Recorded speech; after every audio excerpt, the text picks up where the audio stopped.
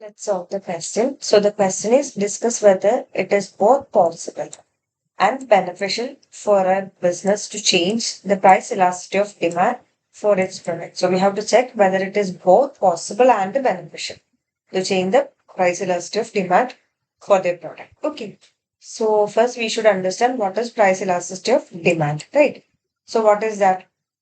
Price elasticity of demand measures the responsiveness of quantity demanded, right, to a change in price. So businesses may attempt to change PED to make demand either more inelastic or more elastic, depending on their objective. So what was the equation for price elasticity of demand? PED is equal to percentage change in quantity demanded, right? QD by percentage change in price. Okay. So this is the equation for price elasticity of demand, right? So that is why we mentioned that measures the responsiveness of quantity demanded to a change in price. Okay. So we have different type of price elasticity of demand, right? So let's take a look into that first. So we have perfectly elastic, perfectly inelastic, unitary elastic, relatively elastic, and relatively inelastic. So what is perfectly elastic? So even if the price increases with a small amount or decreases with a small amount, the demand for that product will become same. Okay, so here price elasticity of demand is equal to infinity. Got it? And it remains the same. Okay, at the price, no matter how many quantities are available, the price stays the same. Okay. And if the product is perfectly inelastic, this is the case. Okay. So the no matter how much the price increases, the quantity demanded will remains the same. Okay. And what about unitary elastic? When the price increases, the change in the percentage change in the price will be equal to percentage change in the quantity demanded. Okay. So it will be exactly the same. You see, just like that. And what is relatively elastic? So you can see here, like when the price was P, okay, the quantity demanded was this one. And when the price changed to P1, the quantity demanded decreases, right? So the change is more than the change of that of the price. So they are more like whenever there is a slight change in the price, the quantity demanded will be changed in a much bigger amount. Okay. And what is relatively inelastic?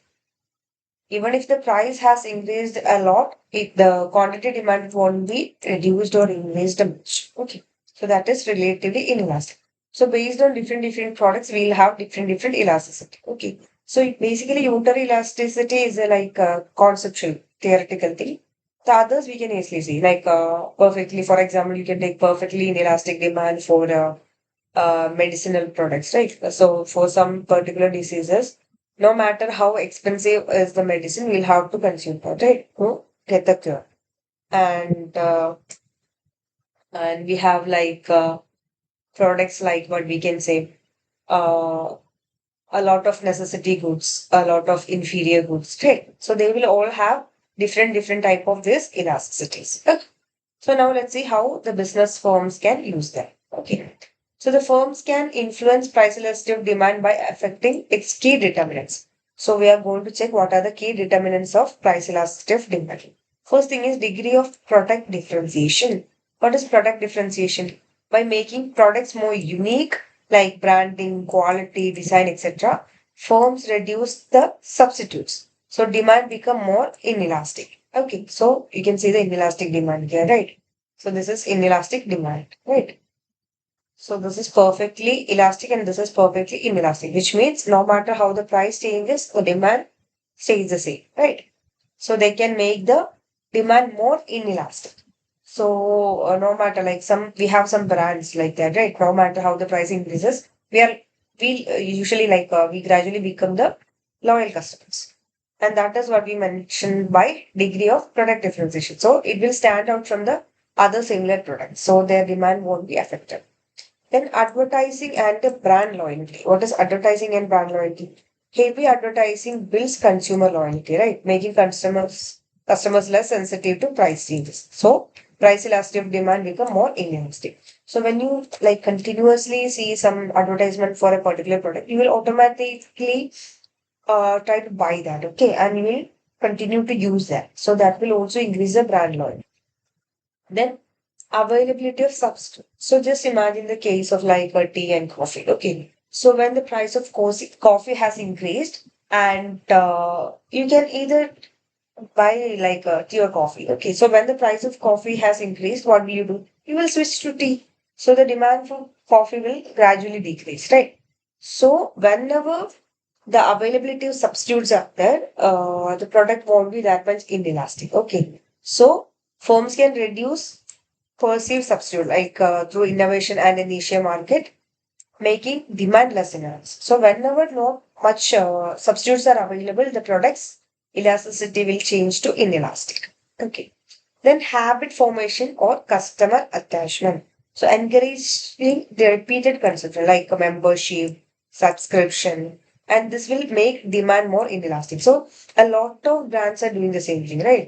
They will be providing you membership based on your purchase. You will be getting some sort of like a platinum membership, gold membership, silver membership, etc. And based on your membership status, you'll be getting some sort of benefit, some offers, some free gifts, etc. So that you will continue to buy from that product. Okay, that is what we mentioned by habit formation and a customer attachment. And what is creating switching cost? So contract ecosystems or compatibility. Features like these kind of features make it harder to switch, right? So demand become more inelastic. Okay, so we have some ecosystem, right? For example, even for mobile phones, why like people are dying to buy Apple or Samsung, etc. There are some features that is not provided by the other cheaper phones or in the cheaper products, right?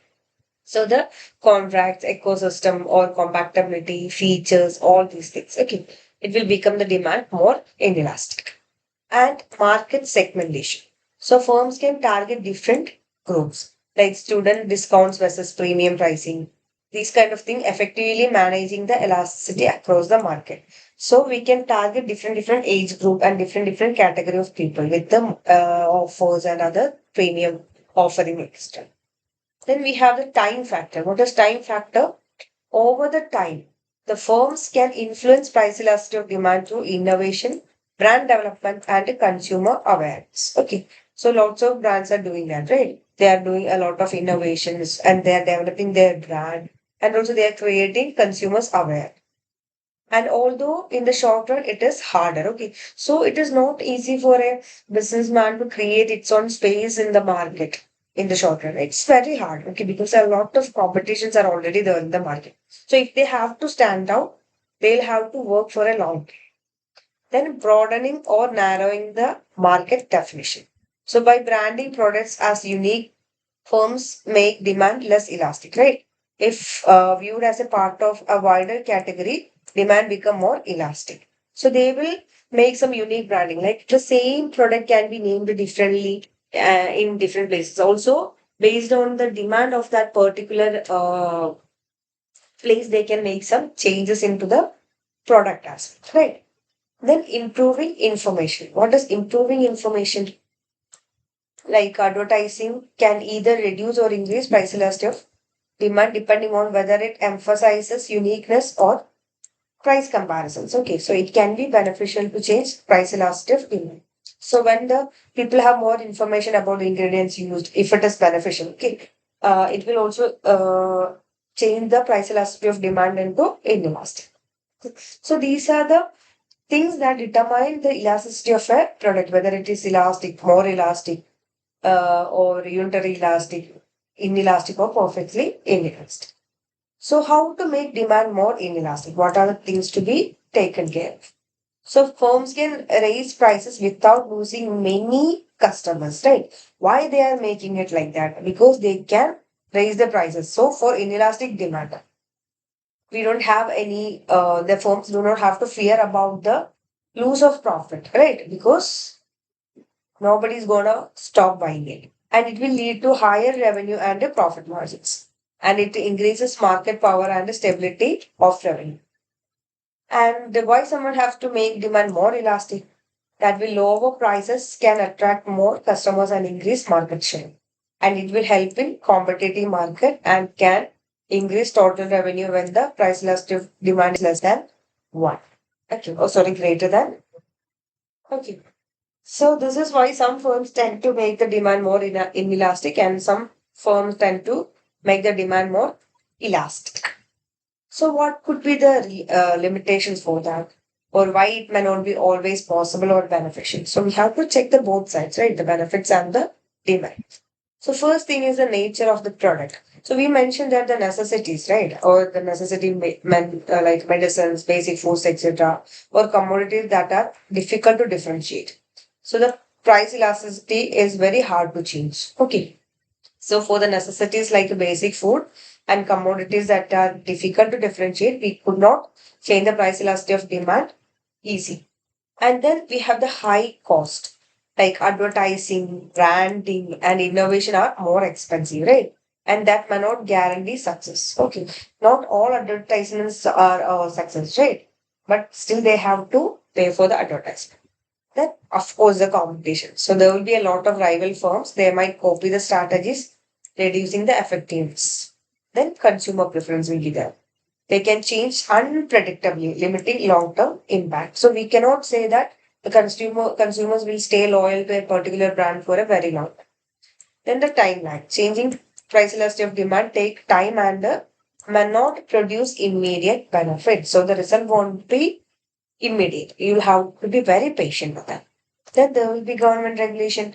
Price controls and regulations can restrict firms, right? Their ability to exploit inelastic demand. So there is some maximum price set for many goods in the economy. So you can't cross that maximum price. So even if you change the demand to inelastic, there is a limit to your profit motives. Then ethical concerns. Making demand inelastic means like addictive goods and all, right? They may attract criticism or regulation, definitely. Then extended control. Extent of control will be there. Firms can influence but cannot fully control price elastic of demand. So there will be some impact, but we cannot say that they can completely control them, right? That is not possible. So how can you conclude this answer? It is possible, right, for firms to influence price elasticity of demand through strategies such as differentiation, branding, market segmentation. It can also be beneficial, right? In some cases, it can also be beneficial, particularly when the demand become more inelastic, allowing higher prices and profit. But, however, success is not guaranteed as it depends on the nature of the product, market conditions, cost, and the competition. Therefore, while changing price elasticity of demand, that can be advantageous and it is limited in practice and varies across industries, right? So it will change from industry to industry. So even though it is practically possible and beneficial, but we cannot do that for a lot, like more than a particular limit item. So we can conclude the answer just like